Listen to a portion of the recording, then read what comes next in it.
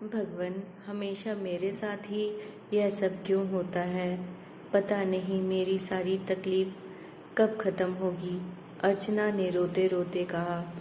यह सब अपने स्वर्गवासी पति के तस्वीर के सामने कह रही थी। आज कुछ सालों पहले उसके पति का देहांत हुआ था और तभी से वह सब कुछ अकेले संभालते संभालते थक चुकी है और आज अपने पति के तस्वीर के सामने यह कह कर रो रही होती है। अचानक उसकी बेटी पीछे से आकर कहती है, माँ, लक्ष्मी काकी के पति गुजर गए हैं। रमा आंटी ने कहा, इसलिए कुछ दिनों तक वह काम पर नहीं आएगी। यह बात सुनकर अर्चना को काफ़ी दुख हुआ और ऐसे मौके पर उसे लक्ष्मी के पास जरूर जाना चाहिए। यह सोचकर वह कितना कुछ करती है हमारे लिए और अर्चना पहुंच जाती है लक्ष्मी के घर, जहां लक्ष्मी दहाड़े मार मार कर रो रही थी और उसके छोटे छोटे बच्चे उसे पकड़कर रो रहे थे। लक्ष्मी रोते रोते बार बार यह कह रही थी कि अब हमारा गुजारा कैसे होगा। आई तो थी अर्चना उसे साहस देने, पर वह अपना बीता दिन याद करके याद करने लग जाती है।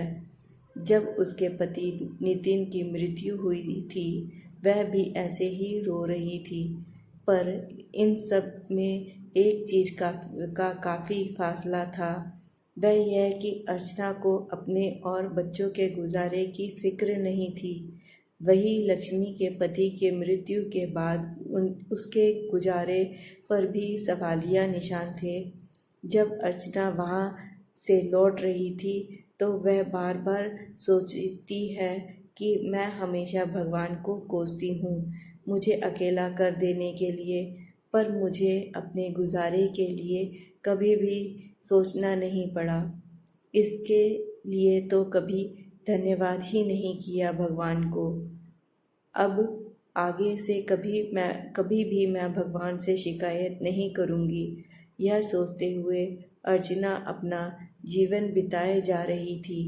फिर एक दिन अर्चना घर पर बैठी थी कि तभी उसको किसी का फ़ोन आता है और उसे पता चलता है उसके बेटे का एक्सीडेंट हो गया है और उसे अस्पताल में भर्ती कराया गया है। अर्चना सब कुछ अगला पिछला भूल फिर से भगवान को कोसती और रोते हुए अस्पताल पहुंच जाती है, जहां उसका बेटा लेटा हुआ था और उसे कुछ मामूली चोटें और पाँव में थोड़ा फ्रैक्चर हुआ था।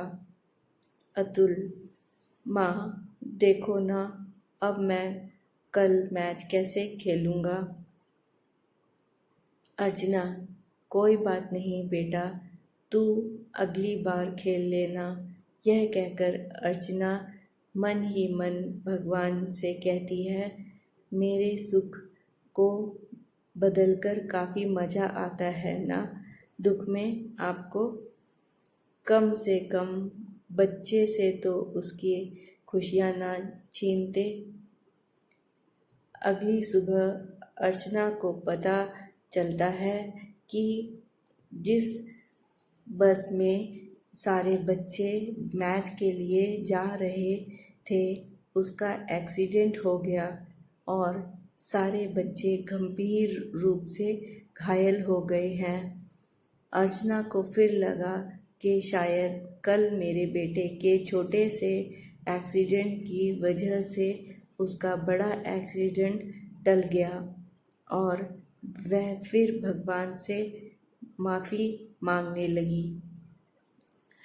अब हमेशा ही अर्चना को ऐसा ही लगने लगा कि मानो भगवान अगर अभी दुख दे रहा है तो सुख भी आने वाला है, क्योंकि जीवन में सुख दुख दोनों की ही अहमियत है। ऐसे ही अर्चना की शिकायतें खत्म होती रहीं। फिर एक दिन अर्चना के बिजनेस में काफ़ी नुकसान हो गया। उसे समझ ही नहीं आ रहा था कि वह क्या करे। नितिन रहते तो सब कुछ संभाल लेते, पर अब उसे ही सब कुछ करना पड़ेगा। उसके व्यापार में भारी गिरावट आ जाती है और उसे अपना सब घर बेचना पड़ता है। पर इस बार वह भगवान को नहीं कोसती, क्योंकि उसे पता था कि उसके पीछे भी कोई खुशियाँ जरूर छुपी होगी। पर उसे कहाँ पता था कि उसकी खुशियाँ ना जाने कितने परतों के पीछे छिपी हैं। अच्छे खासे जीवन शैली से वह और उसका परिवार कमियों में जीने लगे। उसके बच्चे पहले किसी भी चीज़ की कदर नहीं करते थे, आज उन्हें इंसानियत दिख रही थी। अर्चना ने गरीबी में रहकर भी हिम्मत नहीं हारी और मेहनत करती चली गई। फिर वह वापस वहाँ पहुँच गई जहाँ से उतरी थी। अब उसके बच्चे और उसमें काफ़ी बदलाव आ चुका था। बच्चे उसके पैसों की भाषा भूल चुके थे और अर्चना का भगवान अब पर अटूट विश्वास हो चुका था। उसके परिवार को सुख दुख दोनों की अहमियत का पता चल चुका था। दोस्तों, किसी के पास बहुत पैसा है, पर वह दूसरों की शांति देखकर सोचता है काश मेरे पास भी ऐसी शांति होती। और किसी के पास शांति है पर वह उसके पास पैसा नहीं, वह सोचता है काश मेरे पास भी पैसे होते और मैं भी ऐसे वैसे आराम की ज़िंदगी जी पाता।